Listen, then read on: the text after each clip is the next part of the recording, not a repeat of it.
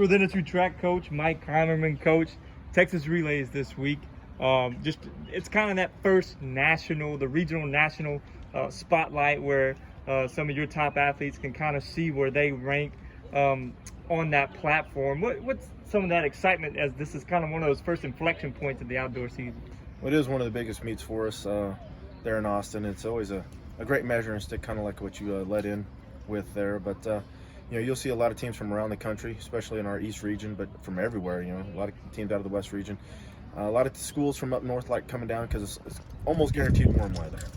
So that's what we're really looking forward to. And a lot of our quality kids will get a measuring stick on where they're at nationally and then, of course, regionally. So they love rising up to the occasion, so it should be a fun weekend. You had a lot of your athletes performing in the primary events for the first time again in the TCU Invitational. Jasmine Stills jumps 21.3, kind of climbing back toward that 22 mark in which she won the silver medal at 2019 NCAA Outdoors with, and on and on. What's this opportunity like for those types of athletes to kind of see where they're at in 2021? Well, in referencing some of those kids that, we're still in a really big training phase. It's hard to really kind of tell a non-track person, exactly how a track coach mind works or even what we try to do with the athletes. But, the kids are going to try to go out and compete as hard as and do as well as they can. But, what we really do as coaches, we're trying to get the kids set up for May and June, especially like a Jasmine Steels. She should do very well in conference, and not saying anything bad about any of the other, jumpers. It should, it's in her hands to win or lose type of thing. But, she's really, her goal is to, do well at regionals, to be top 12, and then, be a national champ again. So that's where our mindset was. Her training is there at the end of the year, just like a lot of the other kids. We're looking at really trying to get them to peak right at conference, and then going into regionals, and then with a big group going to nationals this year. So it's all about kind of moving chess pieces. As a coach, you're playing chess, not checkers, and with that. But just going there, they do like having competition, and some of our kids, even though like it was women's 4x4, we were 5 seconds ahead of second, including 3 Big 12 schools. And I'm going to say that everybody ran their A squad, but who knows? But our 4 girls needed to be pushed a little bit harder. So we will have more competition there, that I guarantee. So it'll be fun to go out there and run and jump and throw against some of those competitions. Some other individuals like a Lauren Ashley Clark that seems to she can only go up in the triple jump. Who are some of those other individuals that you're really looking forward to see what they can do on kind of a national stage here at North? Well, it'd be fun to watch. I guess we'll on the women's side, since you alluded with Jasmine Steels and Lauren. Lauren really only jumped 2 meets indoor and then one meet outdoor in her triple jump. And to watch her in the triple jump, I think the girl can jump 44 feet. She jumps 44 feet. She'll be one of the top 5 girls in the country. She's also got the high jump where, she's just a couple little things away from clearing, 5'11" and a half or even 6 foot. So that's another one. Natasia Speedy Jackson, she hadn't opened up with the 4 yet, and she will at Texas Relays. And, God, that girl, she's a machine when it comes to a meet. She flips a switch, and she knows how to rise up to the occasion.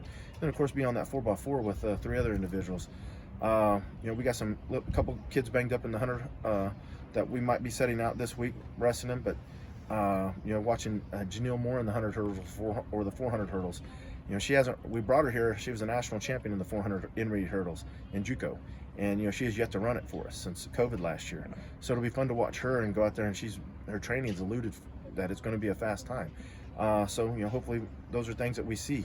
On the men's side, Kiev Harry, he opened up at UT Tyler with the 100, but the track was very soft, and in that training phase where we were at we weren't even expecting that fast. So to watch him in the 100, Kennedy Harrison in the 200, because he hadn't even, I think he did run the 200 this past week, but he's one of those kids that's his first time running out for Northwestern State. That's his first meet in 2 years. So it's some of these kids are going to get even better and better. Watching that 4x1 run against a little more competition. That was the first time we ran that tandem or those 4 guys together. So working sticks a little bit more and more, because really they've only worked sticks, the exchanges, for 1 week, a little over maybe 2 weeks. So they're going to get more and more. They're only going to get better. Quindarius Thompson, in the triple jump. You know, he's jumped a long jump at the first meet, and he did get to do triple. He had some monster jumps, but he had the foul problem. So, you know, for him, he just needs more reps at a meet.